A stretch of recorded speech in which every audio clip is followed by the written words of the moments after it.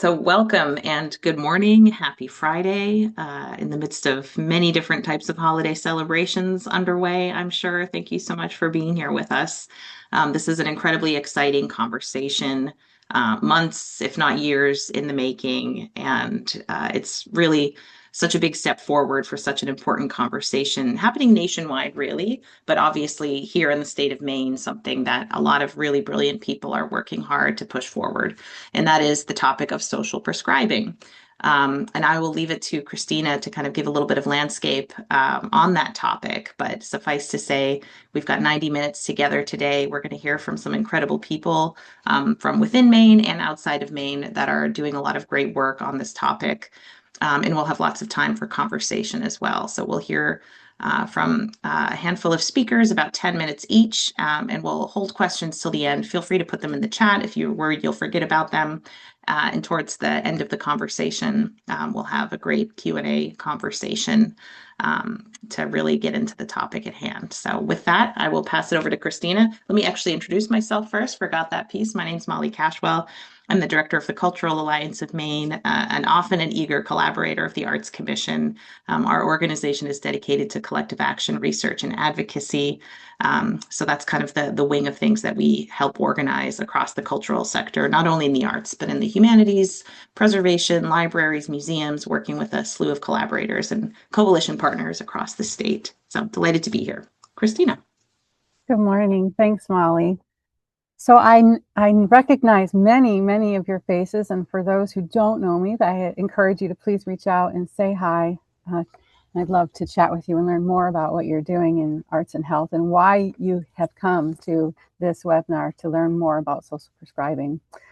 So I'm Christina Krez, program director here at the Maine Arts Commission. I've been here now about 4 years. My focus is arts and health, the Poet Laureate program, the poetry out loud, and anything that has to do with literary arts and creative aging and our veterans population.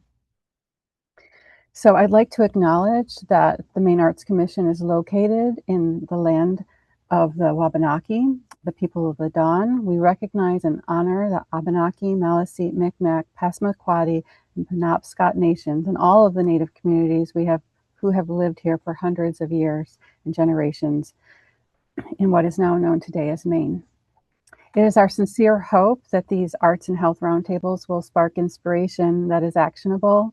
And I have heard from so many of you about how excited you are to see this initiative happening at the state level.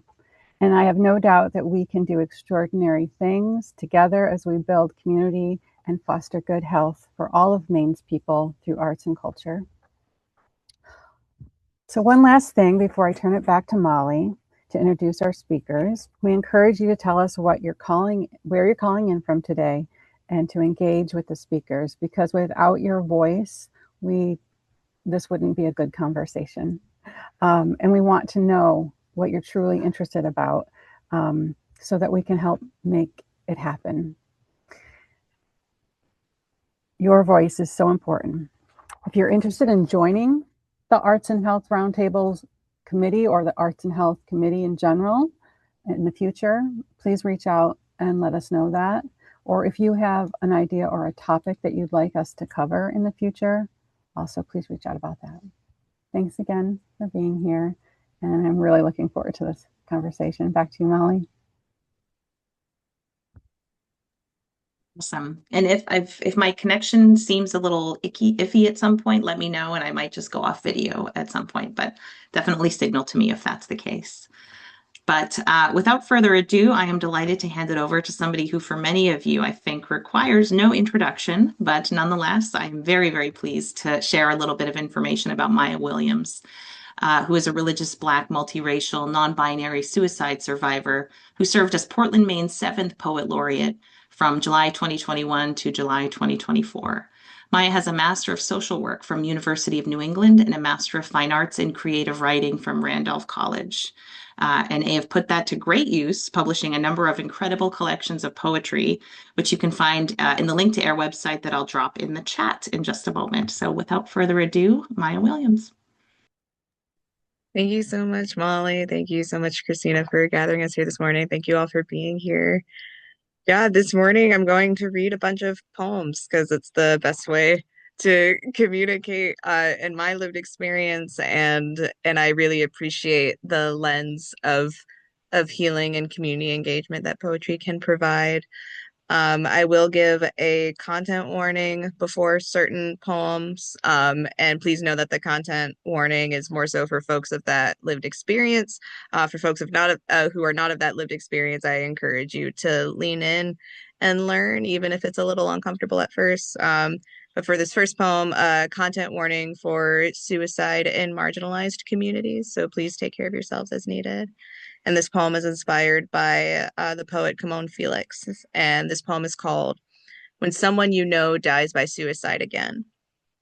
You recognize how it hurts to admit how often suicide has a point. If suicide is a solution to a temporary problem, why must the problem become permanent as punishment for continuing to live? A youth attempts to sign suicide's offer with a bedsheet as the paper and the gasps from his windpipe the ink. A correctional officer coos, "Do it." A trans woman drives home from a peer support group, exhaling exhaustive signatures. You will never know the full complexity of the forces that convince her, "Do it." The same week an adult chooses to stay, tearing his contract to shreds. A different adult chooses to leave. What made one do it stronger than the other? Survivor's guilt is a stone thrown at your sternum each time you live longer than your loved ones. You wish the stone would hurt you enough to want to join your loved ones, and you feel even worse that all the stones can do is hurt. You are not in the same headspace as your loved ones were right now. Yes, that is a good thing. And it isn't enough to numb the bruises or the breaking of your bones. No, this does not discount the loved ones who still choose to live alongside you. You swear you are grateful for their bandages. You remind yourself that there are more people alive now than anyone in the past who has died. You remind yourself of how there are humans doing better at convincing us to stick around. Thank you for sitting with that first poem. This next poem is called The Power of Admission, and it's inspired by former poet laureate of the state of Oregon, Anis Mojgani. And there's a content warning for grief and suicidal ideation. I hate my headaches. Otherwise, I wouldn't try to get rid of them so often with meds and painkillers. But I do love myself. I am actively trying to love myself better. So I treat my headaches, drink water, maintain a living of trying to make people's days as well as my own. I love tulips because my mother loves tulips. I especially love the pink tulips given to me by a student after a showcase. I especially love the pink roses given to me by my fiance 6.5 years ago on our first date. The color pink deserves more praise than it often receives. I love the gift of receiving praise and giving the people I love and admire praise.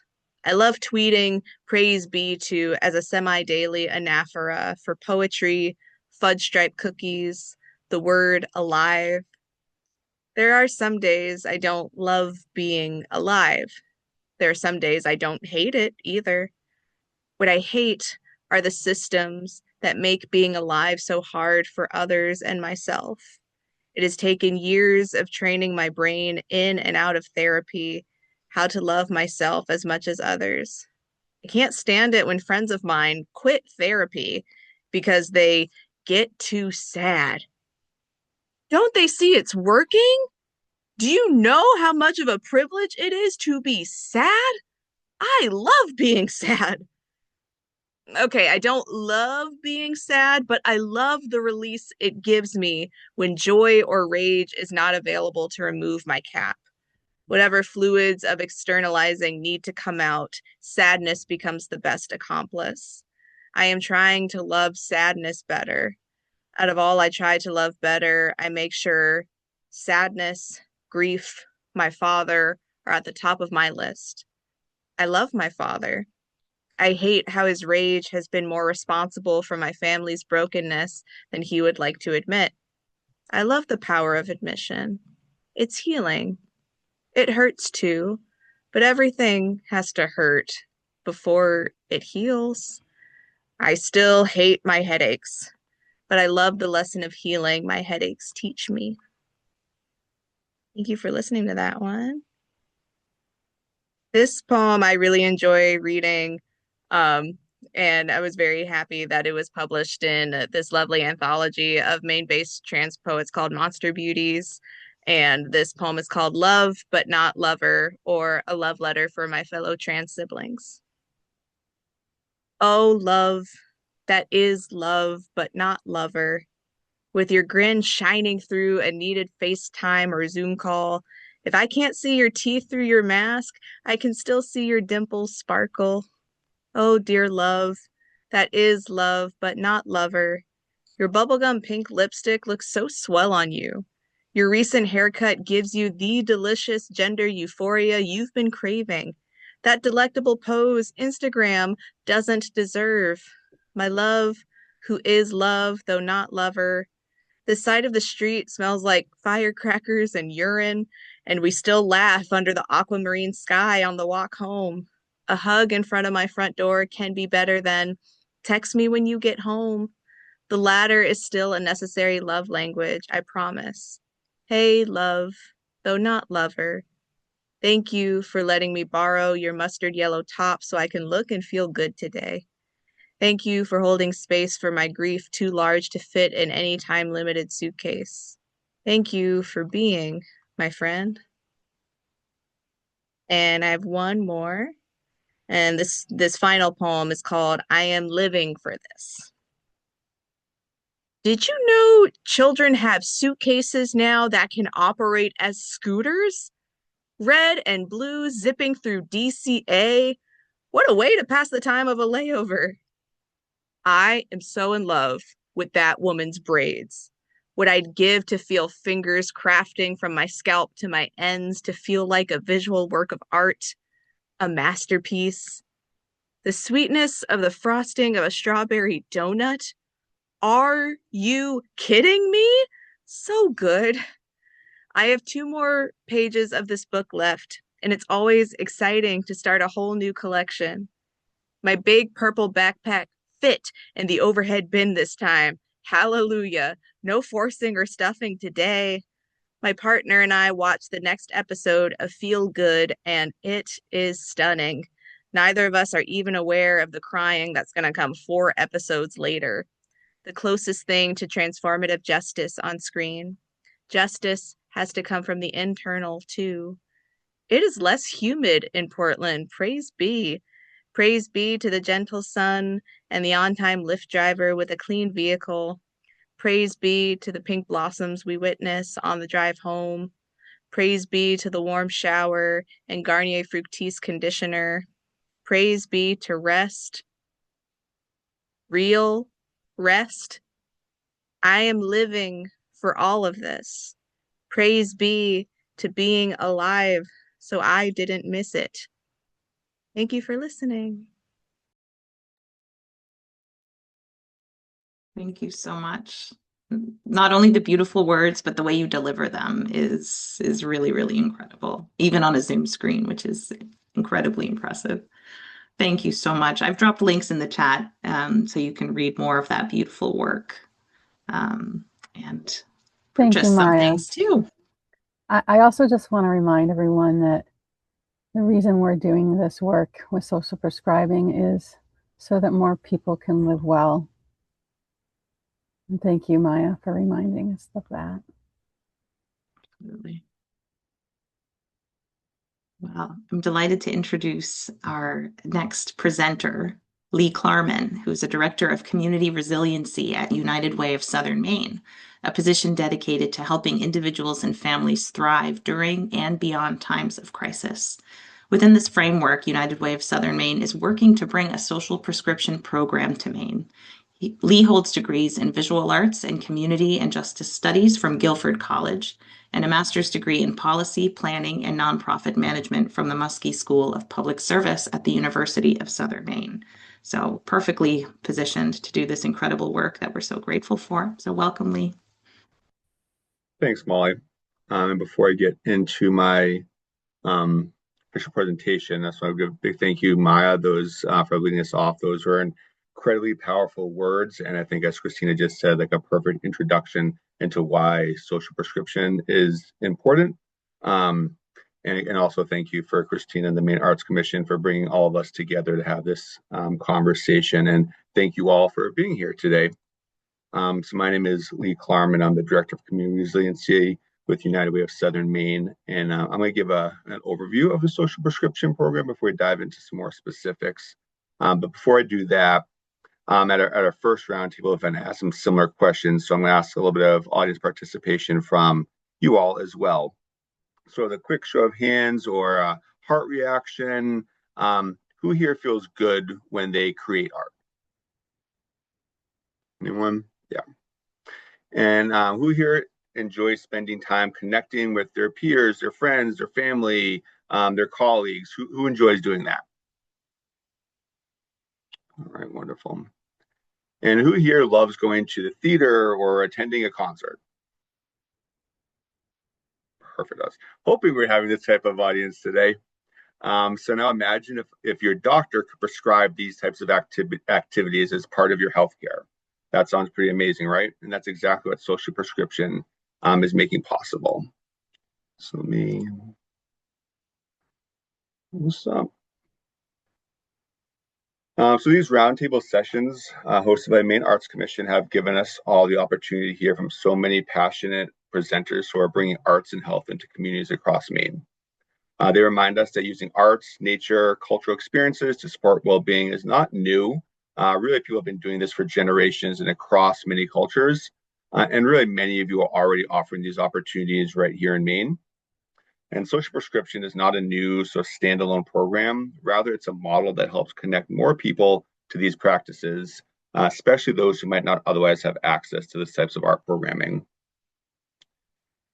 And while social prescription programs look different and reflect unique needs of all of individual communities, I'll give a general overview of how social prescription works. So it starts with a healthcare provider making a referral to a social prescription program based on a diagnosed medical condition, much like they would prescribe a medication. That patient then works directly with a link worker or sometimes called a care navigator, who helps connect them with local arts and culture programs that support their specific needs. For example, a dance class to improve mobility, a group painting workshop to address loneliness, or a theater class to help alleviate depression. These programs are provided at no cost to the patient, and the link worker also helps address barriers such as transportation and tracks progress to understand how the program is supporting that patient's well-being. So outcomes and progress are then shared with the prescribing healthcare provider so they can monitor the patient outcomes, coordinate care, and make informed decisions about future treatment. So many social prescription programs are now integrated into health insurance and Medicaid, making them more sustainable and accessible. This integration not only improves patient well-being, but also reduces healthcare costs by addressing underlying social determinants of health and combining with other medical interventions. So by embedding these programs within formal healthcare systems, providers can offer a more holistic, person-centered care that treats the whole individual and not just that medical condition. So this approach addresses some of the root social factors that affect health, for example, loneliness, isolation, lack of opportunities, and for many people, simple things like attending an orchestra performance or creating art can be luxuries, and they can't always access. So social prescription changes that. It's not just about individual health either. These programs strengthen our local arts and culture organizations. Artists and culture providers are compensated fairly, expanding the reach and impact these vital community resources. So social prescription has been shown to offer a wide range of benefits for the patient. This includes improved mental health by reducing stress, anxiety, and depression, addressing factors such as loneliness and social isolation, Social prescription programs create opportunities for meaningful engagement, such as participating in pottery class alongside their peers.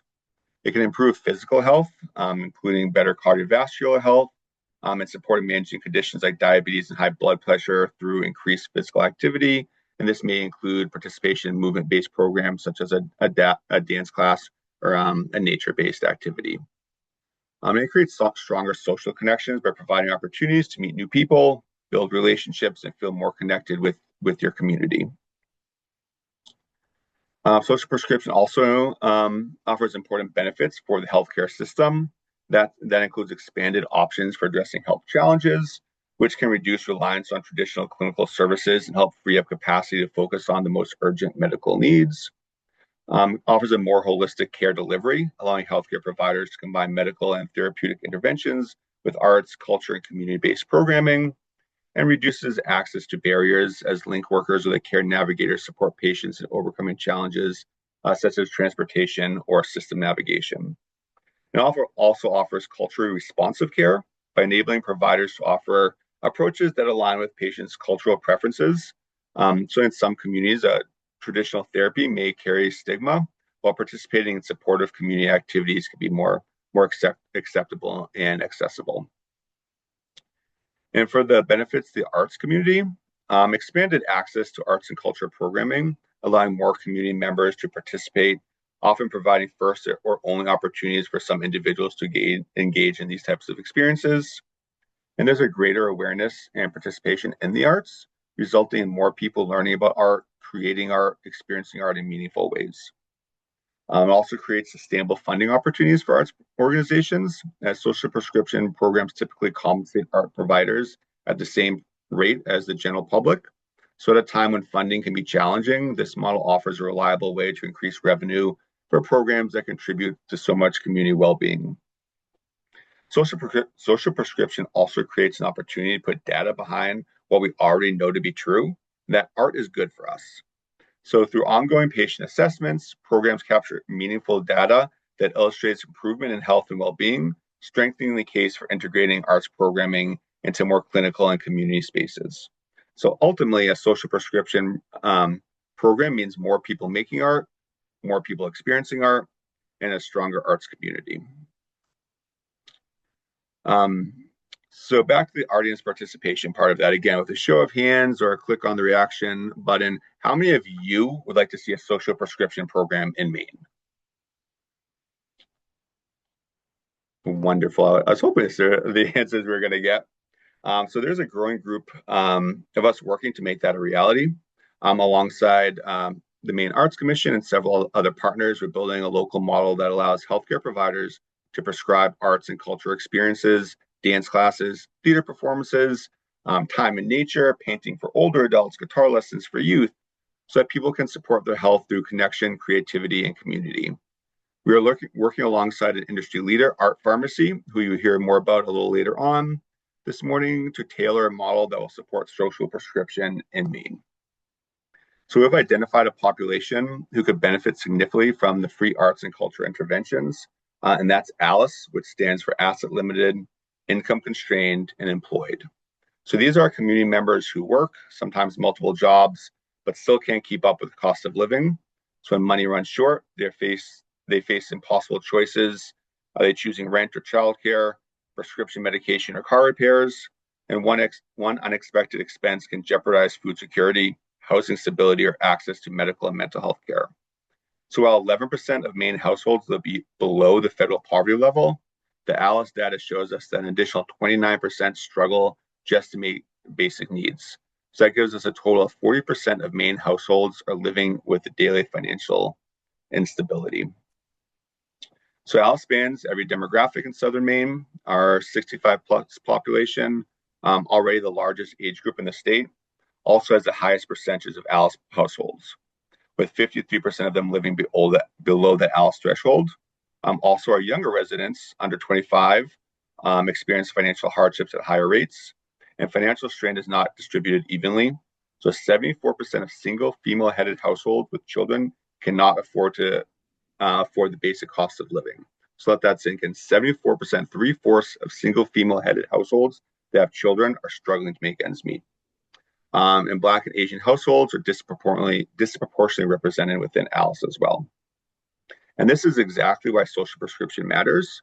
Because when families have little to no disposable income, access to the arts and culture and wellness programs is often the very first thing that gets lost. Yet these are often the very activities that can bring joy, that can reduce stress, and support well-being for individuals that are oftentimes worrying about financial stability. And social prescription provides a pathway to reconnect ALICE households with the resources that enhance the quality of life and overall health. So defining feature of social prescription programs is that they are free or very low cost to the patient. So even small fees can be a barrier to ALICE households and prevent participation altogether. So to make these programs accessible, strong partnerships are essential to establish a third-party payer. In some cases, this payer may be a local nonprofit or a foundation. In others, this may be money made flow through Medicaid or private health insurance. But for a social prescription program to be successful, a third-party payer must be in place to remove the financial burden from the participants. So in a moment, you'll hear from two of our partners who are helping make this vision real and actionable here in Maine. So the Massachusetts Cultural Council's Cultural RX program has been an incredible resource for us when we first began exploring social prescription programs. They've been very generous in sharing not only their successes, but also the challenges and lessons that they've learned. So I encourage all of you to explore the partnerships they've built with hospitals, insurance companies, local artists, because they show how a social prescription program can be both innovative and sustainable. And up next, you'll be hearing from Chris at Art Pharmacy, one of the nation's leaders in this movement. And Art Pharmacy is taking the theory of social prescription and turning it into a fully functioning system with real-world implications. They've developed the infrastructure, technology, and process that allows healthcare providers to prescribe arts-based interventions just as easily as referral to physical therapy. Their strong relationships across the healthcare sector are exactly the kind of partnerships that will be essential here in Maine as we're working to incorporate their model into the Maine social prescription program. So together, these partners give us both inspiration and a roadmap and proof that social prescription will be a tremendous resource to improving our health outcomes here in Maine. And we'd love for all of you to join in this effort. So if you see a role for yourself, or if you just want to learn more about social prescription, please reach out to myself. My email is in the chat, or you can find me on LinkedIn or at the United Way website, where all of you should have Christina's email address, and she's been keeping us updated with all the information for these roundtables. So it should be a good resource to reach out to as well. And would be excited to plug you into this work and continue building the social prescription program that would be able to support our Maine arts communities. So I'm going to, all right. Thank you so much, Lee. That was super informative, just the right amount of information to really frame us up and get us set up to continue this conversation. Thank you so much. Continuing Lee's mention of essential partnerships, I just want to take a moment to highlight a couple of the other partners on this Arts and Health Roundtable initiative alongside the Arts Commission. And in addition to CAM, have been United Way of Southern Maine, also Side by Side, Maine Health, and the community organizer, Jessie Larita Spanklet, who's on the call today. So big thank you to those amazing partners who completely made this series possible. And I'll drop their links in the chat too, so everyone can learn more about them if needed. So as mentioned, our next speaker is the incredible Chris Appleton, who is the founder and CEO of Art Pharmacy. Art Pharmacy is a social prescribing company that works with partners in healthcare, education, and workforce management to address the dual mental health and loneliness crisis in the United States. Chris holds an MBA from Northwestern University's Kellogg School of Management with a certificate in healthcare leadership. And he's also been involved in a wide array of national and Atlanta-based arts and civic leadership initiatives. So welcome, Chris. Thank you, Molly. Good morning. It's such a pleasure to be here. Before I share my screen and share about Art Pharmacy and social prescribing, I want to share about my personal connection to this work. I have been in long-term recovery. I got sober at 19 years old. And as you can imagine, taking away the things that needed to go away for a young adult, you're left with a young person that needs to be engaged in pro-social behavior, needs to have fun, make friends, connect with others, process life. And fortunately, I found the arts, specifically music and creative writing, were an incredible and continue to be important vehicles in my early recovery. And nearly 20 years later, I discovered that scientists have been studying the impact of arts participation and arts engagement on our brains and bodies for decades, and that there were centers for arts and health and arts and medicine across the globe, and such a strong evidence base for it. And so I share that to say this work is not just professional for me; it is personal, and to thank people like you all for making medicine and making medicine available to people in the form of healing arts and culture. Art Pharmacy, as Molly just shared, is a social prescribing organization. We work with partners across the country to really operationalize what artists have been doing since the beginning of humankind, and what healthcare providers have been doing for a long, long time, issuing referrals to community-based resources. We are really focused on this idea of whole person health or whole person well-being through the biopsychosocial lens. In the United States, generally, we've done a pretty good job of investing in physical health, right? And medicine, but have not done a good job, especially where our social health and mental health intersect, and that's Art Pharmacy's lens. I always like to start with the impact that we see on our members with reductions in loneliness. This is measured via the UCLA-3, which is the gold standard loneliness measure. Depression and anxiety using the PHQ-2 and GAD-2. We also have healthcare utilization data, reduction in emergency department visits, and behavioral health admissions. These numbers matter both to individuals, their family, our communities, and to the healthcare system. And in the United States, if we desire for social prescribing or arts prescribing to really take hold, we have to measure what matters to the consumer or the patient. We also have to measure what matters to the system and move the needle for both of those stakeholders. In order to do this, humans and technology have to be involved. In order to do this at scale, this is a lens that we have, is that for social prescribing to really be embraced and adopted by the US healthcare system. And for us, that really sort of North Star is the Centers for Medicare and Medicaid Services to get people access to these life-affirming, life-enriching resources. You've got to have humans that are specialists in doing this work, and technology has to make it efficient and scalable. So here's how social prescribing works in many models, not all models, and I should say sort of all versions are needed to advance this work forward. But this is the way that Art Pharmacy approaches the operational journey for the member. A patient goes and sees their primary care provider. We also take referral from behavioral health providers in community settings. In school-based settings, we work with geriatricians and pediatricians. We work with oncologists and social workers. So the patient goes and sees their provider, and they are screened as they normally would be for mental health concerns. And if there's a concern, a diagnosis, or some indication, the provider writes a prescription for 12 doses of arts and culture and calls that prescription into Art Pharmacy. They do so via electronic referral. We have to make it very easy for that referral to happen, just like, as Lee shared, a referral may happen to a physical therapist.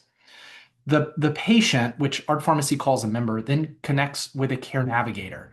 Art Pharmacy's care navigators, so these are team members at Art Pharmacy that are licensed clinical social workers, peer support specialists, community health workers, And they connect with the member. They serve as a guide to the member in their art pharmacy journey. They help the member go through an intake where we build a profile based on their clinical needs, social needs, access barriers, health goals, cultural identity, demographics, and very importantly, social prescribing asks this question, not just what's wrong with you, but what matters to you. And so you get a unique member profile based on all of these various data points and variables. Then on the other end of the system, Art Pharmacy has this network of arts and culture partners. You can think of it like a provider network. It's your local museum, dance studio, community arts center, theater that are already providing arts and culture engagements with protective and therapeutic benefits to people's health and well-being. We think about these 4 different domains of the network and the engagements across these artistic disciplines. So music and dance and visual arts and theater, and even nature-based engagements for some. The delivery mode, whether it's in person or virtual. Right now, I think 89% of the engagements are in person, but virtual engagements are important for people that are homebound or otherwise can't be out in the community.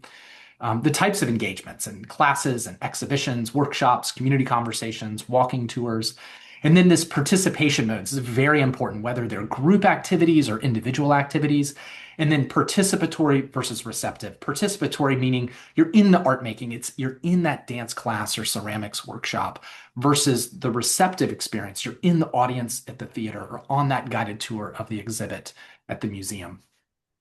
So on one end of the system, you've got this unique member profile. On the other end of the system, you've got this huge database. I think right now there's 35,000 engagements available in our platform in the next several weeks, provided by community assets, right? These community-based organizations. And there's a recommendation engine that lives between the two. That recommendation engine is funded by the National Institutes of Health. It considers the published research, peer-reviewed science, our own internal findings, the member profile and preferences, and it recommends, the Care Navigator recommends to the member 5 suggestions for their first dose of arts and culture.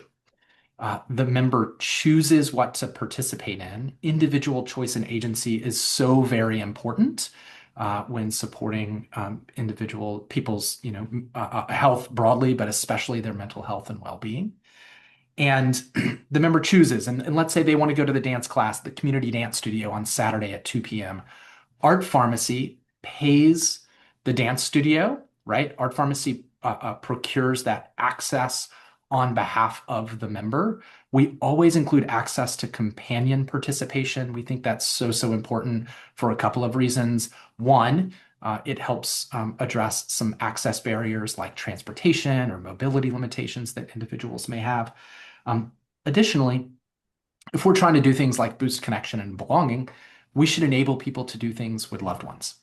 So the member chooses, they get their reminder to take their dose of arts and culture, and then they go and participate.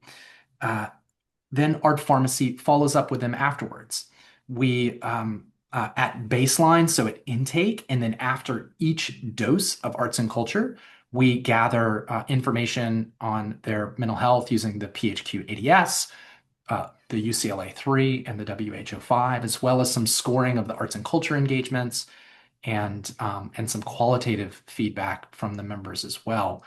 It's a closed loop referral, so the prescribing partner, right, that provider that issued the referral, gets information back from Art Pharmacy to know how their patient's doing outside of the clinical setting.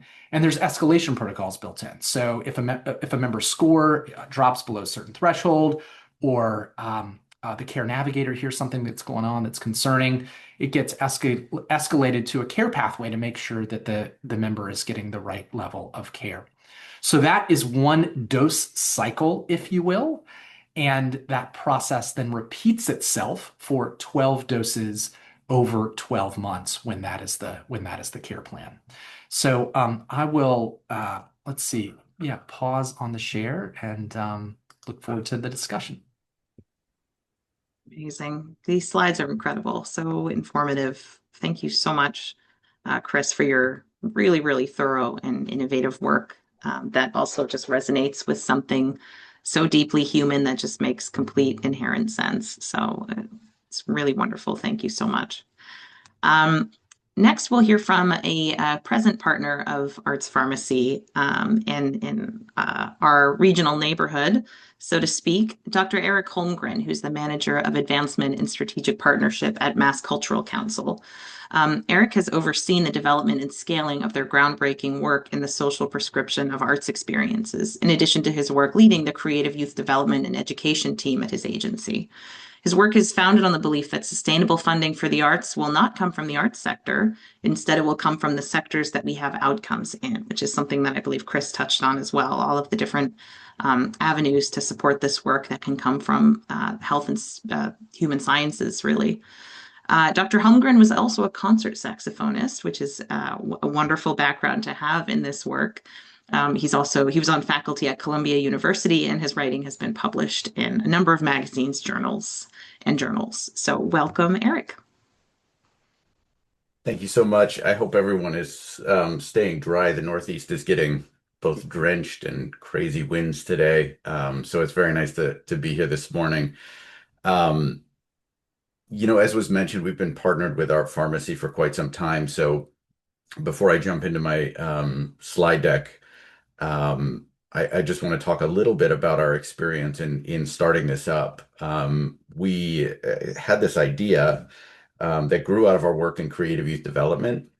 We were seeing incredible outcomes that were non-arts outcomes for young people. And we thought, well, these outcomes are not going to end when a young person hits 18 years old or 24 years old or 25, however, states and different systems to define youth in different ways. So we were trying to explore what that might look like. We met a woman named Mandy Precious, which is a great name. She runs the Royal Theatre in Plymouth and was doing similar work with substance abuse in Plymouth, England. And we thought we need to give this a go. And rather than do a lot of research, we jumped right into a pilot. We had immense legislative support. In March 2020, we held a legislative briefing. We had a great attendance list, and then at the last minute, everyone canceled because of a briefing on something called COVID-19.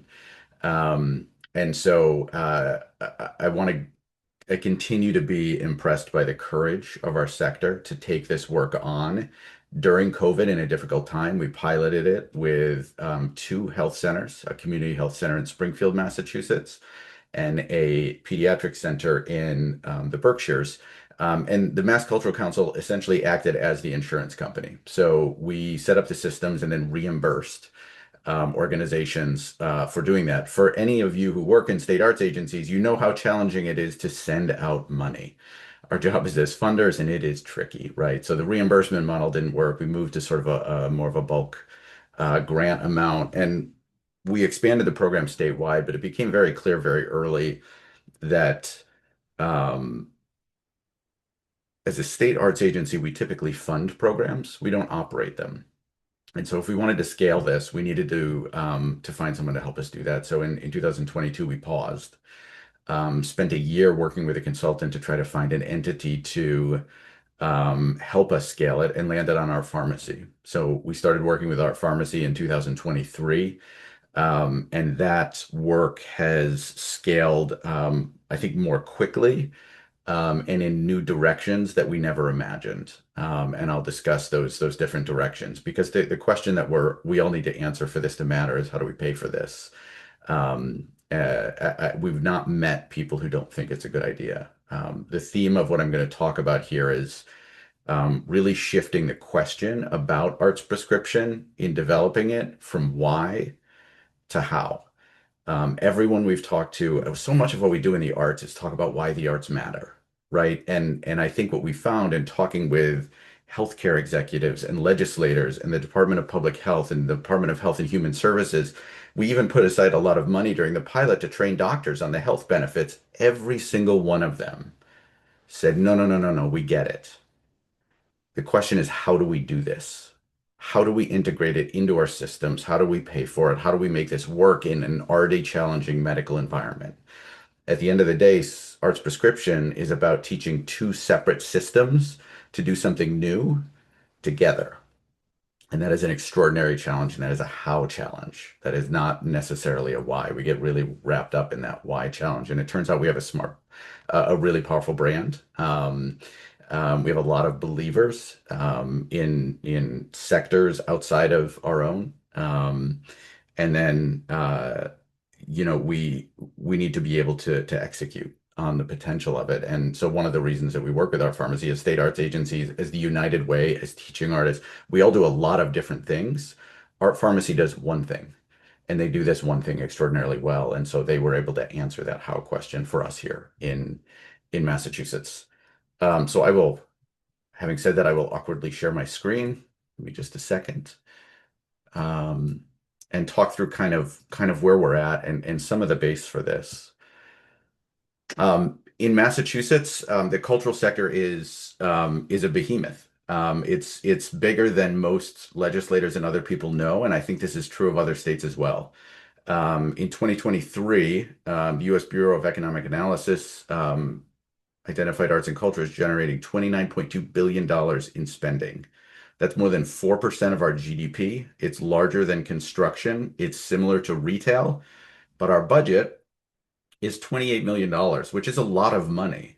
We have 15,000 cultural entities in Massachusetts, about half of which are nonprofits. We have 112,000 individual artists that are defined as people who make more than 50% of their income as artists.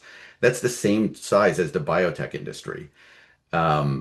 Yet we only receive 0.0459% of the state budget. By comparison, healthcare receives more than 40% of the state budget every year, and those costs are rising. Roughly 80% of that healthcare spending is on what we call sick care. It happens after people are already sick rather than on the preventative care. And we feel like arts prescription is preventative medicine. There's a huge shift happening right now in the conversations and the policy conversations because of the decisions that have been made at the federal level to slash Medicaid. That will result in approximately a $1 billion shortfall here in Massachusetts and a $9.2 billion shortfall over the next 10 years.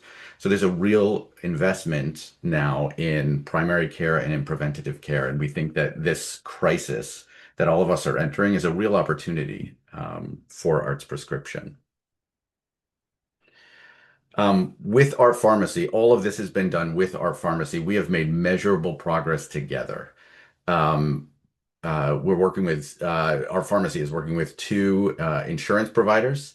We're building partnerships with the Executive Office of Education, new philanthropic partners. The Department of Public Health is currently piloting a program for seniors who are at risk during life transitions in Springfield. The opioid relief fund I'm going to circle back to because this is a huge component of what do we do today? What do you do after this meeting is over? The Executive Office of Economic Development has expressed sincere interest in this. Massport, Mass Housing, the Executive Office of Housing and Livable Communities, and then the Commonwealth Corporation. So there's been about $2 million of new funding from sectors outside of the arts sector that's come into this work. Now, what was said at the top when it's so weird for someone to read your bio out loud when you're sort of there just smiling. But one of the things that was in there is something I want to build on, which is that based on all of the conversations that we've had, based on all of the experiences that we've had, sustainable funding for our sector is not going to come from the arts. We are too small. We work so hard to work with so many different kinds of donors, and it is never enough for us to reach our aspiration and potential. I firmly believe that sustainable funding for the arts sector is going to come from the sectors that we have outcomes in. Healthcare is 40% of the state budget. As I said, housing is very interested in providing this for residents. We at one point were talking with the Department of Homeland Security, who were pretty actively pursuing us. It was odd to be pursued by a federal agency. They really wanted Art Pharmacy and their work to be used as a strategy for domestic terrorism mitigation, because radicalization happens in isolation. And that program was eventually cut. So I think that it's important that as we're going through this work and we're thinking about arts prescription, we're spending more time in health convenings, more time in housing convenings, more time in rooms outside of the arts than we are within the arts. because what we're talking about is not just the arts. We're talking about a vehicle that translates there. One thing we talk about a lot as artists is that we are a universal language, right? But I don't know that we've done our best work in speaking the language of other sectors. And so it's really important for us to be able to talk about health outcomes. It's really important for us to be able to talk about economic development outcomes. And the data is there, and it's very impressive. So the way that we work with our pharmacy at this point really falls into three key areas. And those kind of fall into the core competencies um, of a state arts agency and a lot of other organizations. One is in resource development. We're a funder, and that means we can have conversations with other funders in ways that are different than with nonprofits or potential grantees do. We search for alignment and have had some success in partnering. Network development is something that state arts agencies, regional agencies, this is about really developing the arts provider network. We have relationships with so many arts organizations through both our funding, our convening. So when a person, when a client at our pharmacy needs a really specific kind of, or wants a specific kind of experience, our pharmacy is able to be in touch with us, and we're able to find that organization and connect that patient with what they need. And the last piece is business development. Again, I think that we'll talk about this in a minute, but our pharmacy and arts prescription is really catalyzing this shift that we believe in, that philanthropy is a catalyst, but arts organizations should be paid for the benefits that they provide to the public. They should be paid for the therapeutic benefits that are already inherent in their work. It is not philanthropy. It is not a gift. It is a public service. And so again, we're spending a lot of time in new rooms with these businesses. Again, one of the reasons we do this and have prioritized it so much at the Mass Cultural Council over a number of years is that 40% of our state budget is focused on healthcare. According to Blue Cross Blue Shield, 60% of your health is determined by your zip code. And we believe that engagement with the arts is a social determinant of health. What this means is that more of your health is determined by your zip code than it is by your genetic code. So social determinants of health are things like education, access to food. We believe access to arts and other social experiences, much more than just your genetic code. There are radically different life expectancies in the city of Boston. Between the Back Bay and 2 miles down the road in Dorchester, there's almost a 12-year difference in life expectancy. That does not have to do with genetics. That has to do with those communities and access to the kinds of resources. The other thing that's happening right now, I think across the country, is that workforce shortages are crippling the behavioral health sector. There's been a mental health pandemic for a long time. We started to talk about it a lot more openly during COVID, which is a healthy step. But we believe the creative sector is a significant asset and perhaps the biggest non-clinical workforce in Massachusetts. We know teaching artists are doing this work. We know teaching artists are working, especially with young people, on issues of mental health. And we feel like our sector can be a part of not just creating great art, but contributing to an overwhelming crisis that states are responding to at a speed that is slower than the problem is growing. If anyone ever asks for evidence, point them to this report.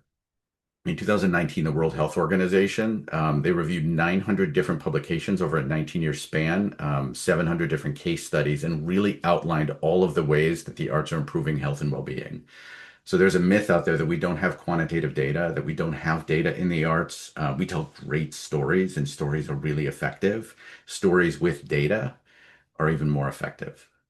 What we're trying to do here is not just change what people think, we're trying to change what they do. So this report, I think, really kicked off a lot of other kind of research, a lot of it coming from the University of Florida Center for Arts and Medicine, around the kinds of research that backs up what we're doing and can bring to other providers. Again, this is less important than the how piece, and it's less important than things like cost savings and impact data that our pharmacy is out in the lead developing. So again, I think what we're trying to do here in Massachusetts is part of a broader narrative change for the arts. It's a way to shift away from philanthropy and towards artists and organizations being paid for the measurable value they provide. Philanthropy in this work is not a sustainer, it's a catalyst. We don't currently fund Art Pharmacy. We funded them for 2 years. We do not fund them now. We've worked really hard to create other opportunities for businesses to partner and for other public sector agencies to partner. That's the way that this work sustains itself. Again, is for organizations and artists to be paid for the therapeutic benefit that they provide and not just supported by philanthropy. And with that, I will end my rant. It's a great rant, Erik. Thanks, Chris. No, that was fabulous. I mean, wow, all of the presentations today have been absolutely mind-blowing. I've been messaging Eli saying, please ask them if we can share these slide decks because they are absolute gold. I'm sure you've all been thinking the same thing. So some of that information I'm sure we can package up and send out along with the recording. Thank you so much. I'm sure everybody has a lot of questions, so I'm not going to take up too much time and space here. I encourage anybody to just unmute and ask anything or make any comments. As we start to get rolling, feel free to use the raise hand function so we can kind of queue people up. If you're not sure how to use the raise hand function, definitely mention that in the chat if you're able, and we'll get you sorted out. So, Melinda, looks like you've got something on deck. Thank you to all the presenters. This was just really inspiring. Thank you for your work in this area. My question is about, I guess, outreach to creatives. And I know that you mentioned there was a $35,000,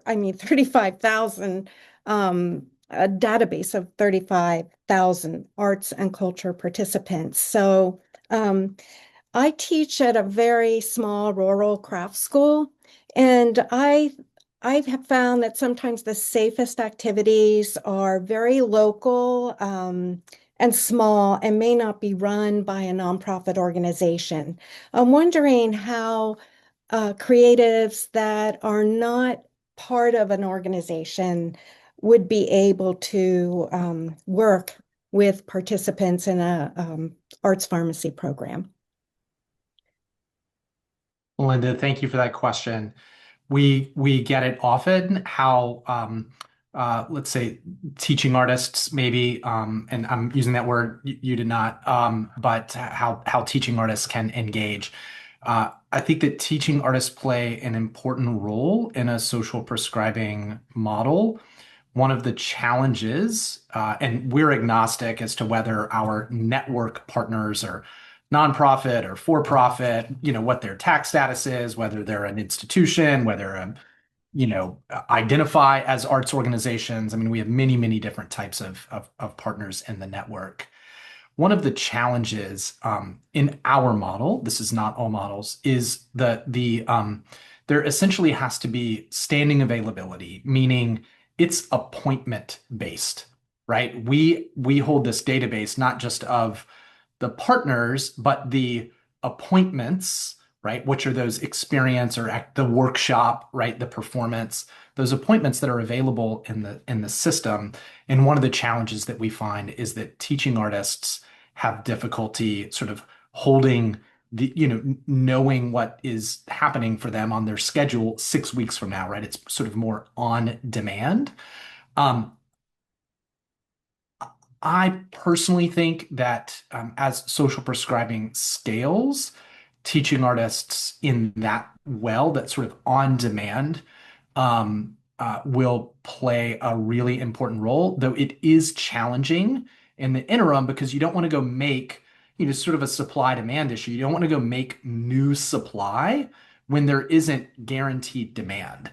And so part of the approach to this point has been, well, let's just qualify, vet, and aggregate the existing supply that is woefully underutilized, right? There are few museums and community arts centers and theaters and any community across the country that would say, stop sending people our way, right? It's quite the opposite. And so we're really focused on qualifying and aggregating the existing supply rather than going and making new supply. I hope that's helpful. Very helpful. Thank you. Though perhaps unsatisfactory. All right, I threw my hand in the raised hand queue just to get the question out of the way and then turn it over to everybody else. When I hear about, the important information about the ALICE framework that Lee talked about, and then that incredible line about the zip code being such a determinant of health, something that really comes through, I think, in a prominent way about just our situation in Maine is this transportation piece. And I'm just wondering if there's any precedent for weaving that into it. I know that for the elder community and sometimes for people getting cancer treatments, there are community groups that kind of help solve the transportation gap. So I'm just wondering if there's any examples you know about or have explored for weaving that piece into it as well.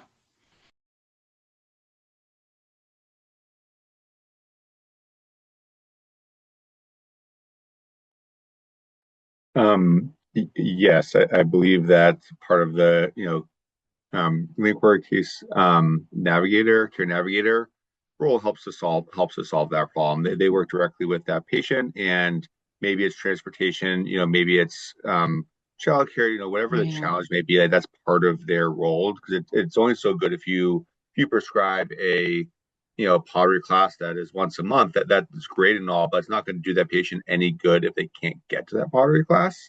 So and again, like Chris said, like every mall is like a little bit different and does things a little bit differently. But Yeah. that care navigator, one of their roles is help resolve that, help make sure that that person can get to that class that they were prescribed to, and that they can fully utilize it. Yeah, that makes sense. Thank you. Anne. So Biddeford has had a number of disappointments in terms of community art, public art spaces, and we have none at the moment. So that is a really significant problem in terms of, teaching artists being independent and having to recruit their own work. I talked for a long time to the Southern Maine Agency on Aging about doing something with them, but they wanted it to be, and I was willing to bring all the tools and materials for free, but they also wanted me to work for free. Can't do that. So, it's really a problem. We have no cultural space. We have a new 29-year-old mayor we're very enthusiastic about, who's a lover of the arts, and um, many young new council members, and we're hoping this will be on the agenda.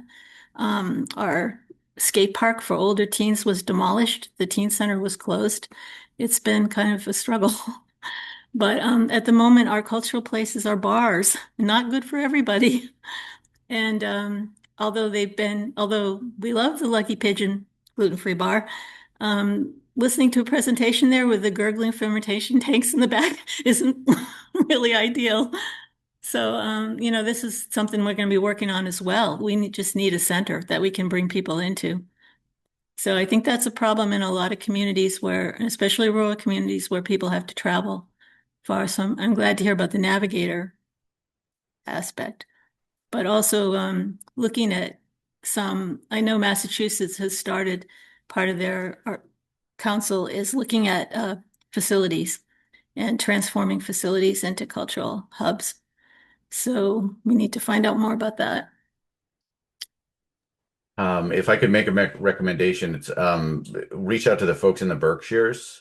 Lisa Donovan, in particular, at Mass College of Liberal Arts, has done a tremendous amount of work in terms of regionalization. I'm actually supposed to be there this afternoon to talk with a group, as long as my car doesn't get blown off the road. I think there are people who are trying to solve that problem. Yeah. They've done some great research, and there's a new paper that came out a few years ago that's called Think Like a Region. That's for rural communities in particular. So I do think there's hope there, and our pharmacy has done some great things to overcome the transportation barriers and some of the other challenges. I'll actually put a link into the Mass Council had some links to different communities that it's established cultural centers in former schools or former municipal buildings in collaboration with municipalities. And there's a great video interview about one from Harwich, Massachusetts. So people might, if they're in the same situation we're in, might want to look at that. Thank you. Thank you, Anne. Great suggestion, Erik. Barbara, go ahead. Morning, everyone. I don't have my camera on because I'm sick in bed, but I just want to say thank you so much for the presentation. And I'm a former Mass artist resident, and I appreciate all you guys up here, but I found it so much more accessible to be able to get funding as an individual artist and artist educator. And that's why I'm working so hard with the Maine Commission and the rest of you to try to bring that capability up here, because we have so many great artists up here and beautiful spaces and nature and people that really want this to proceed. Because when I came up here 2 years ago, I've been trying to get these things accomplished. But I just want to say thanks so much to all of you, and also to the Mass Alliance for funding me formally and helping me launch my recovery choir called Voices of Hope out of Quincy, Mass. And I have a similar program going on in New Hampshire in Safe Harbor Recovery Center. And so I'm excited to move forward with all of you in presenting wonderful programs that heal the heart, the body, the mind, and the spirit. So look forward to continue this work. Take care. Feel better, Barbara. If you're able to, and you want to drop a link to that choir, it sounds like a beautiful example of what we're talking about today. That would be wonderful. Okay, thanks. I know there are more questions. Don't be shy. There were some questions in the chat as well. Sure. Yeah, I'll just, Kylie, you put out, I don't know if this got answered for you, like how is the prescription decided, number of visits, criteria, and evaluation? If a change is needed, how does that work? Maybe Chris, you want to address that? Sure. So the what we call care plan or well-being plan is takes into consideration the number of doses, the duration of the plan, and the frequency of engagement. We get the question a lot of, well, shouldn't people get it every day? Shouldn't they get more than 12 more than 12 a year? And coming out of the arts, it absolutely makes sense. It's like more arts is better. We should give people more. And I agree with that sentiment. It also really depends on acuity level. So let's take arts out of the equation and think about whether we're working in a preventative context or in a therapeutic context or a recovery context. In a preventative context, the evidence would suggest, and the sort of foundational study that informed our model is that sustained ongoing engagement with arts and culture, roughly monthly, has these protective benefits. It doesn't require you to be engaged in arts practice every day. And this is on the prevention and protective side. But again, sort of taking the arts lens also off of it and just thinking about let's say talk therapy. We wouldn't say someone should go to talk therapy every day if they are don't have a diagnosis or low acuity, right? Or even every week in that case. And the higher need of the patient or participant, the more frequent or even, I think, sort of specialized the arts programming ought to be. So there's just lots of variability depending on the population that you want to work with and the specific goals that you have for the folks that are in the program. The way that I think this question, like the way that the prescription is determined, and correct me if I misunderstand the question, as being the way that what arts activity is determined.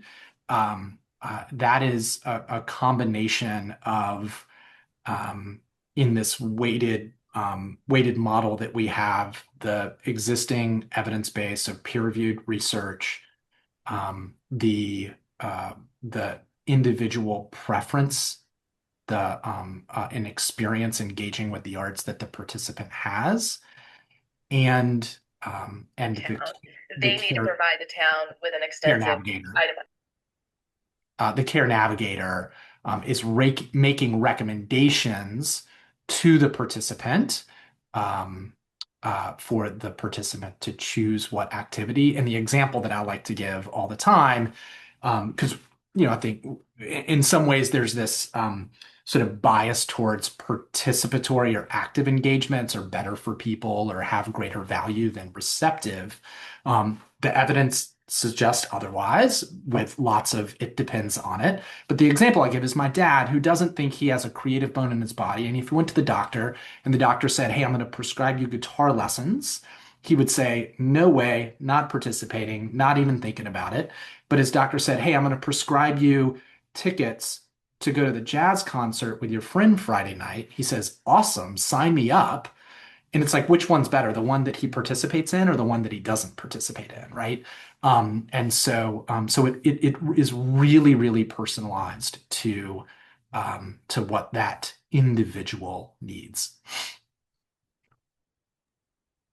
Yeah, I just want to jump in and say you touched on the power of the personal story you just told, right? Whether or not it's a real example, but I am just wondering if there's any kind of growing accumulation, which obviously has the sensitivities that always come with health information, but if there's any sort of individual case stories or case studies of how individuals have been impacted by these as part of the growing way that this program can be communicated about. A recent story that comes to mind for me. So we work with one of the populations that we work with often is the aging population who are socially isolated with chronic illnesses.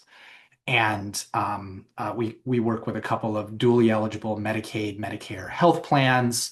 The health plans refer their members to Art Pharmacy. Art Pharmacy enrolls the member of the program, and those members are members that have some social isolation indication on their health record. So there's a member in Western Mass who had not left their home in 4 months.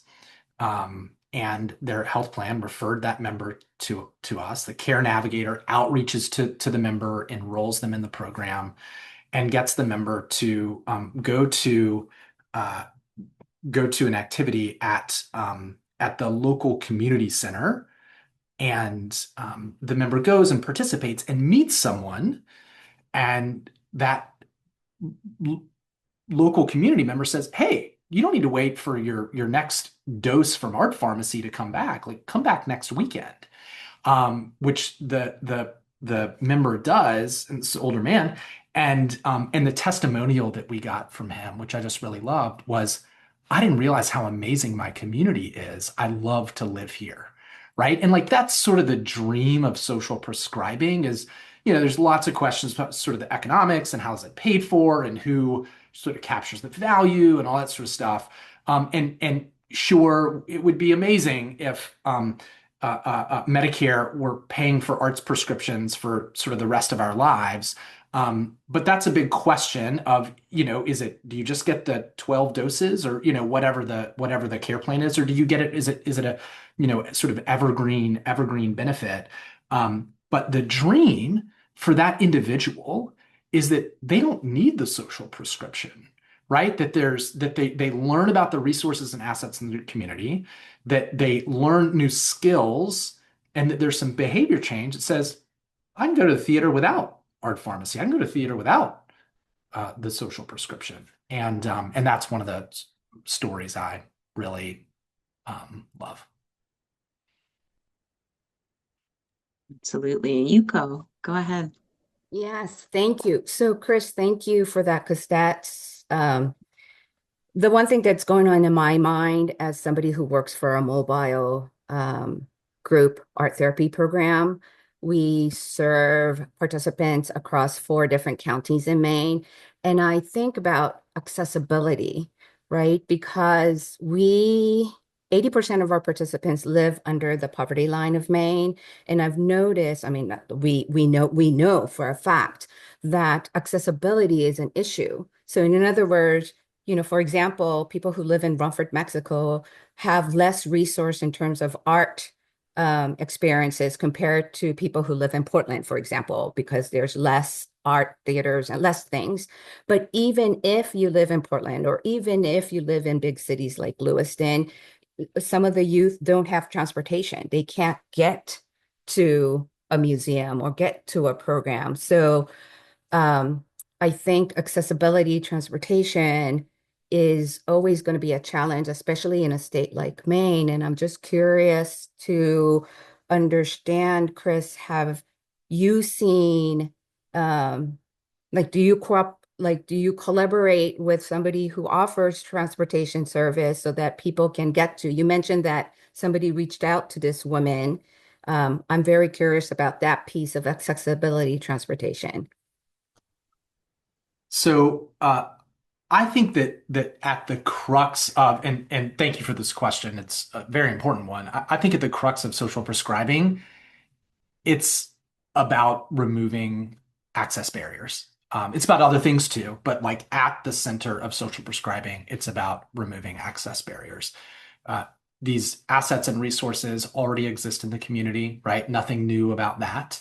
Healthcare providers are formally or informally already referring people to community resources and assets, right? Nothing new about that. It's about removing access barriers, which are inclusive of cost barriers for people, as Lee mentioned, and you've raised transportation barriers, maybe childcare barriers, perceived barriers. We hear not infrequently from members that don't have experience engaging in the arts or attending cultural venues. Is this place for me? What do I wear? How do I act when I go to this place, right? And that care navigator is really focused. There's language barriers. You don't want to send someone that's photosensitive epileptic to a theater performance with flashing lights, or there's a conversation going on in the chat about bars as community hubs, which I think is an interesting conversation. You don't want to send someone who is struggling with alcohol use disorder to a venue where alcohol is present and drinking is a part of, right, the experience. And so social prescribing is about identifying the accessibility needs and the attributes of these two different sort of pieces of the equation. It's not all it's about, but it's a big part of it.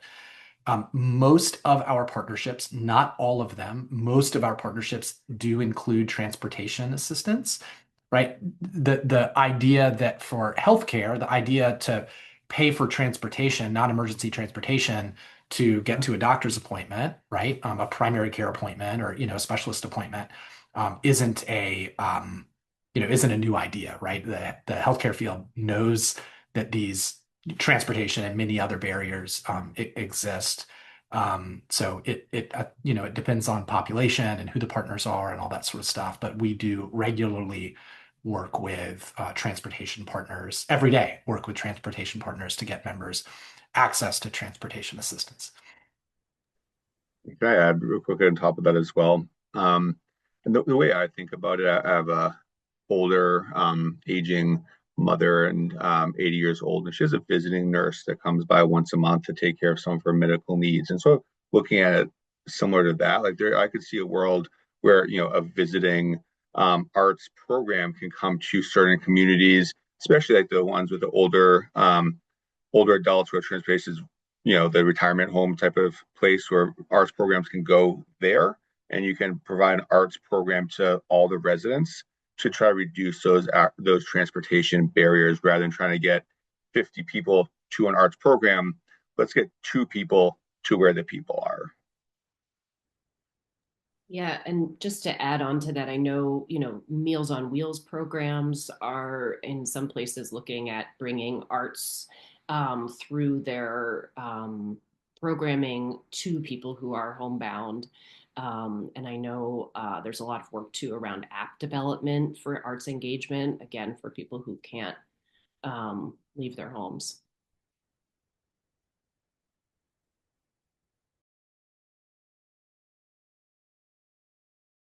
Related to this, I have a question. I know that during COVID, there were a lot of art kits that were developed and being shared with particularly older people as a way to stay connected. I'm wondering if that's ever an intervention that you get to utilize, Chris. That is not something that Art Pharmacy does, is send art kits to people's homes. We do, when there are supplies or materials required to participate in workshops or things like that, that is included in what folks get. I think there's this piece of social prescribing and really our lens around whole person health, that's about social connection and I certainly see value in people having art kits or supplies and materials to engage in the arts independently at their home. But these sort of community-based activities, even if done virtually, are really at the center of our model. So they might be virtual. About 90%, 89% of the activities that people participate in are in person in the community, and 11% are virtual. I see a question in the chat from Melinda about, could a patient with a prescription to attend a music concert have the freedom to choose which concert to attend? Lee mentioned the orchestra concerts. What's a small venues hosting lesser known musicians or musicians that criticize the system, my included, to at risk to mental health? Can a care navigator advocate for patients to attend a non-traditional art venue that may be supporting political art? A couple questions in one. Yeah, these are great questions. Want to clarify, there are many different approaches to the role of a care navigator. We call a care navigator historically in social prescribing, what formerly emerged in the UK. The care navigator is called the link worker. So I don't want to speak to the role of the link worker, the care navigator, and other models because I'm not always sure. But in Art Pharmacy's model, the care navigator doesn't advocate for the member to participate in a particular activity, which could or could not include the kinds that are described here. The care navigator is not advocating. The care navigator is aiding the member to choose themselves, and want to be really mindful that we're not sort of pushing one type of activity over the other, and to allow the evidence base and the member to really be the drivers of what kinds of arts engagements folks are participating in.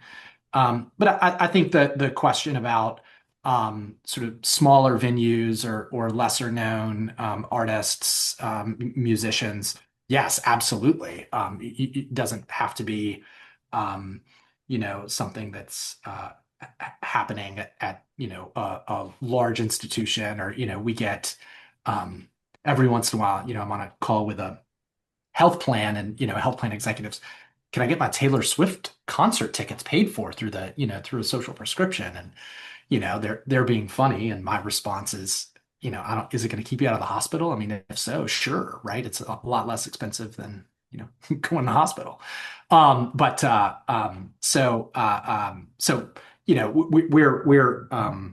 We're sort of agnostic to the how well known the artist is, or those sorts of things. We do have criteria and standards of care for the arts and culture partners. I've dropped that in the chat, and my colleague Adrian Hunley, who leads our engagement with arts and cultural organizations, is on this call here, and I'm sure Adrian will drop some info in the chat. Political art is certainly fine, but the contraindicators, as I was describing in the matching, really matter. So if it is, we don't want to send someone out, maybe less political. And there was at the opening here discussion of suicidality. We don't want to send someone that's just lost a loved one to suicide to an exhibit that heavily deals with suicide or death, unless it's very, very carefully and thoughtfully done, and, intentionally done so in a way that's facilitated and moderated. And so it all really sort of depends on the unique situation that individual is in. Great example. Bridget, go ahead. Hi. Thank you so much. This is wonderful. I and also I will just add that I've been with a wonderful community arts center for years, and this is my first day as like a free agent. And so I'm now joining the mass of teaching artists trying to figure out how we're going to connect the dots and apply our resources well. So I'm on the team. But I just am thinking about how I think this is actually a really the apocalyptic moment in healthcare that is happening right now. I know I'm one of many people that I know that are about to lose my healthcare from losing tax credits for the marketplace. And so it's on a lot of people's minds that have not been thinking about this particular crisis. What are my options now, right? So even just as a random person losing my insurance, I'm going, okay, I need to take preventative stuff a lot more seriously now. What are my options out there? And so I'm just thinking this could be a really great moment in Maine for people who are opening their minds to what's new, who maybe 2 years ago, if we were saying to them, let me tell you about the health benefits that I've already been delivering from these arts experiences, people are now really a lot more sensitive to what is possible. Desperation is our friend, is what I'm saying, because I'm feeling like now people are open to listening and hopefully open to investing in new approaches. And I know I'm drafting an editorial for our news local paper with I'm just trying to get all the arts organizations in the area to sign on with me, just to kind of talk about that, just to put a little bee in people's ears that the arts are here. It's something that our community has in spades. And so, although we don't have funding to pay for everybody's tickets, just to put it out there that there is another social network and emotional care network and health network that has been here this whole time that will hopefully become visible during this time of healthcare crisis. Hey, Molly, I think we are at time at 10:30. It's always sad when we have more questions than time. You're welcome to stay on a little bit if you'd like to, but I also want to honor everyone's time right now. If you need to jump off the call. Yeah, go ahead, Molly. I just want to do a quick share. You've got some contact information that came through in the chat, but I think definitely email Christina or email me or anything like that to get directed towards the person that you want to be asking a question to. Christina also dropped an Arts and Health special dedicated newsletter that the Arts Commission has launched, and that's a great way to stay involved in this conversation. And the recording to this, and hope some of the slides as well, will be available very soon on a link I also dropped in the chat, but you'll receive those as well in a follow-up email. So definitely just the start of a conversation here, but a fantastic one. So thank you. And the next roundtable is going to be January 16th, and it'll be on creative aging. So we hope to see you all there. Thanks, everyone. Thank you, Stay Maya, safe in the rain. Eric, Chris, Lee. Thank you so much. All so much for being here. Thank you all so much. Bye. Bye. Robin, do you want to ask anything to those of us that are hanging on? Oh, you're muted there. Hold on. Unmute. Yeah, so There no, you go. I just, nothing pressing, but I know that some, like Portland Ovations gives complimentary tickets to people who, like new Mainers. I was at this great dance performance, and there are all these people. Actually, it was the Soweto Gospel Choir, and they had a whole section in the orchestra of people from the new Mainers community that were there complimentary. So it's sort of happening in the arts sector in a way, but we're not coordinated, and maybe the data isn't going to ever be aggregated because we aren't having, there's no way to collect that data to see the benefits. But yeah, no, I teach adult ed, and we have a lot of arts related courses. Adult ed is fabulous. I just want to say, big adult ed fan here. I take a lot of Well, classes. So great. fantastic. Yeah, no, it's wonderful. And I know our adult ed program has a lot of community partnerships now. I just teach 2 classes a week in Tai Chi, Qigong, but anyway, it's good to see the conversation. So kudos, like you brought in some real national experts. Yeah, Christina. This is Maine opening the doors instead of shutting them, and I think it's beautiful. So thank you both. Good to see you, Christina. Yeah, okay. Thank you, Robin. I know. You're welcome. Yeah, I was really fascinated by that last point. I think Bridget was making it about that this is kind of a moment about it's possible to publicize the preventative.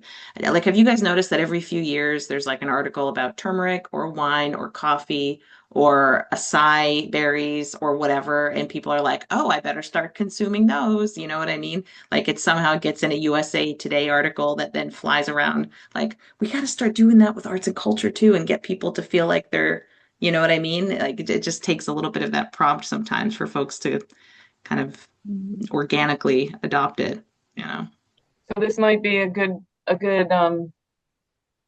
editorial in our next newsletter about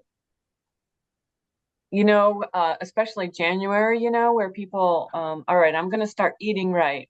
Like taking on that what Bridget was leaning into about we have this plethora of opportunities for health-based, joyful-based experiences, and let's dig in. Do you know what, Martha? There's really something there. You remember this like No Shave November? Like anything can become this like collective pledge or whatever. Like March leading up to Cultural Advocacy Day in the future, that could be this big public campaign to like just, march into an art space. March, bad idea, but you know what I'm saying? Like, just say every week I'm going to do 2 creative things or whatever. I just wanted to also say that, like, we have to be mindful of the potential for criticism. I hate to always bring that up, but for people that believe people shouldn't even have Medicaid, the idea of funding somebody to go to a concert is going to strike a really bad chord with them. And we just have to be prepared to offset that and come up with a response because we know it's going to happen. It's just one of those things. And I happen to live in an area that is not where I stand politically. So I hear all of that stuff pretty routinely. And, I just can't imagine somebody, because the newcomer, the new Mainer community has been doing the social prescription for a while, paid for by funders like MeHAF, the Community Foundation. And there is data available, but I also heard a lot of the criticism, well, how comes the Arab women get to have craft classes for free and we don't? So let's get some free craft classes for everybody. Right, right. I think also showing the data that they were presenting we should have that at hand. Yeah, and most of those organizations like New Mainers Public Health, Immigrant Access Center, even Maine Coalition for Immigrants and Refugees, they do have that data that could be useful to you all at some point about those kinds of arts and culture activities, because we all were forced to report on that and, track our outcomes. So. Well, sometimes the more criticism you get, the closer you are to the target. That's just kind of how things go. Yeah. I was going to say to the similar point, Melinda, that's a very good point and very bound to happen with any work really that you do in the community because people have their own things that that they're upset about. But I think your point is well taken, that folks that might be sort of on the forefront of that have to be prepared to like have compassionate and intellectual conversations with folks that maybe don't understand why it's a community benefit, and maybe instead say, well, my vet father didn't get this. Well, people have their own situation that they're upset about, and it comes out in those ways. So there's diplomacy involved, I think, like in the leadership of this. I have to hop off, but I'm just really thankful for this. One, I was texting my sister who's in Atlanta, Georgia, and I guess she's friends with Chris's wife. Cool. And Small world. I'm just all about this breaking down barriers thing, which is why I built the trailer, so that I break down the transportation barrier so that I can come to you. And so I actually have a call with a representative about precisely this, like using the trailer to do home visits for elderly folks.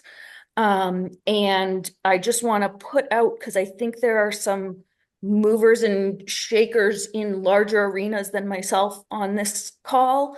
If you can keep in mind, if you have any thoughts in terms of funding I might be able to utilize for that, or folks you can connect me with, just please Yes, Rory. Yes. throw it my way. Perfect for creative aging. We're just talking about getting creative aging to a homebound older adults.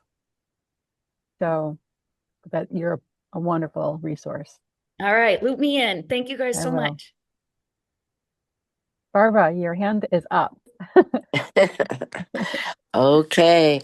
I'm fascinated by the continuing of this conversation. And as I said, coming from Massachusetts, are there similar things to like Boston Public Health agencies that, the thing that stands out for me is the funding that medical arena gets is, they give it for Massachusetts, but I'm wondering what it's like here in terms of the budget of funding. Is 40%.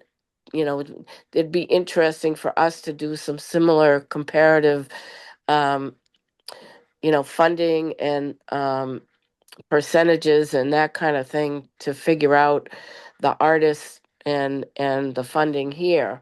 And maybe it would be worthwhile for us to have more round tables, even in the out in the community, not just online. And I'd be interested in being a part of those conversations, as well as like the thing that I had asked about a while back when I first came, what's going on with the opioid funding. They were supposed to have this $1 billion release to everybody, and they couldn't figure out how to split up the money, so to speak. So these are all things that I'd love to continue talking about.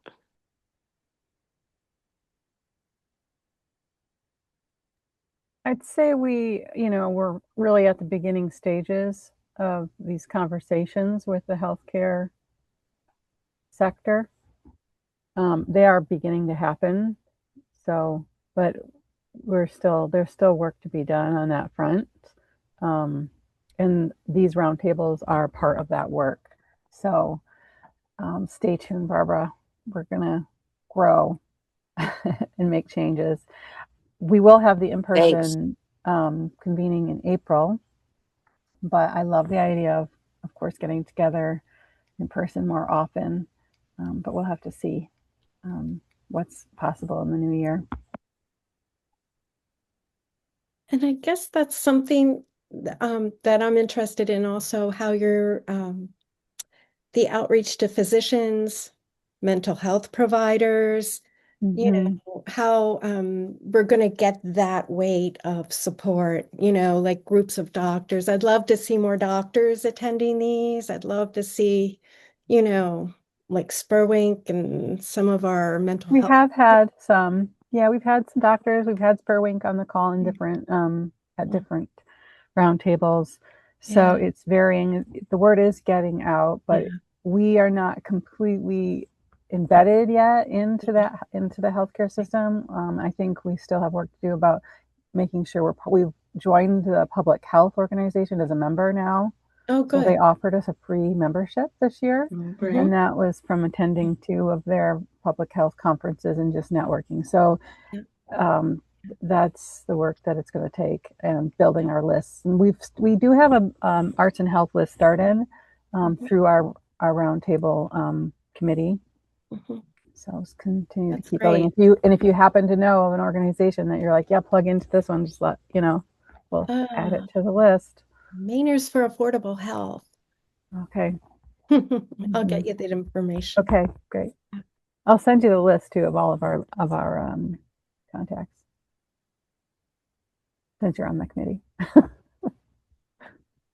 All right, everyone. I do have to head off. Another meeting here in 15 minutes. So thank you so much. This was so great.